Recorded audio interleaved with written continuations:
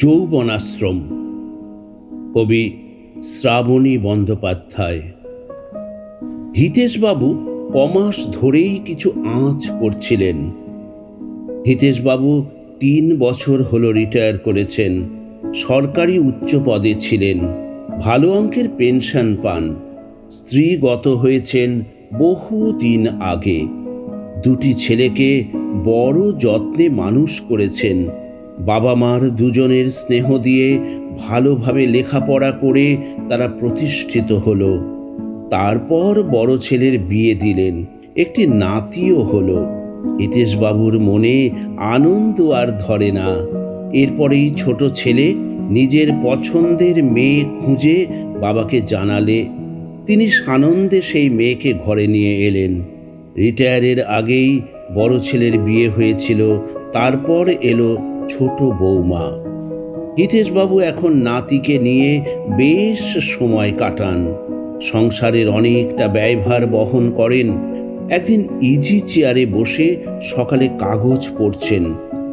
বড় বৌমার গলা পেলেন, আজ বাজার শর্ট আছে, রাতে রান্না হবে না। সে চাকরি করে, বলছে যাকে।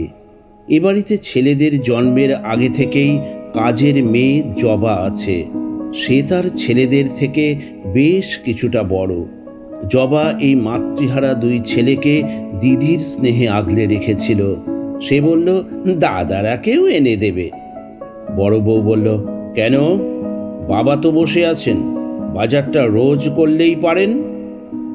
হিতেশবাবুর কানে কথাটা বাজল। বুঝলেন, সংসারে তার প্রয়োজন ফুরিয়েছে। নিজের মনকে বললেন, মন রে, তুই তৈরি থাক। এরপর থেকে বউদের নানান আচরণে তার প্রতি বিরূপতা প্রকাশ পেতে থাকলো।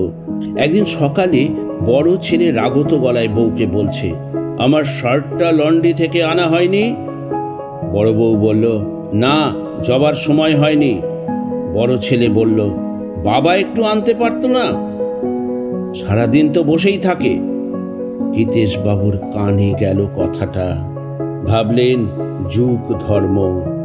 এরপর এক রবিবারে সকালে ব্রেকফাস্ট টেবিলে এসে দেখলেন সবাই আগে ভাগেই উপস্থিত।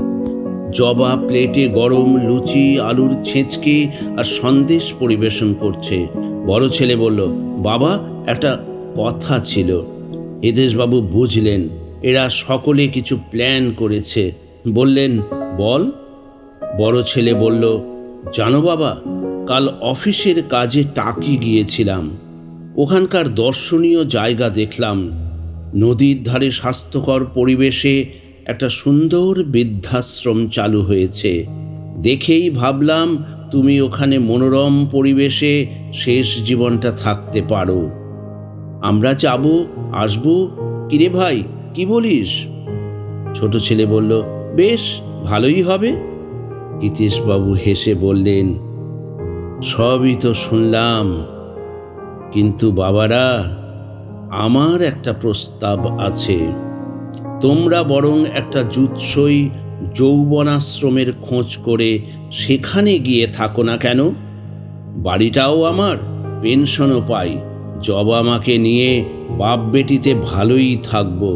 তোমরা আসবে, যাবে, এইভাবে এক ছক্কায় বাজিমাত করে দিলেন। জবাকে বললেন, জবা মা, লুচিগুলো ঠান্ডা হয়ে গেল, আরে গরম গরম নিয়ে আয়, গরম গরম নিয়ে আয়। ছেলে বউরা হতভম্ব হয়ে বসে রইল। যোগ্য জবাব, এই রকমই করা উচিত।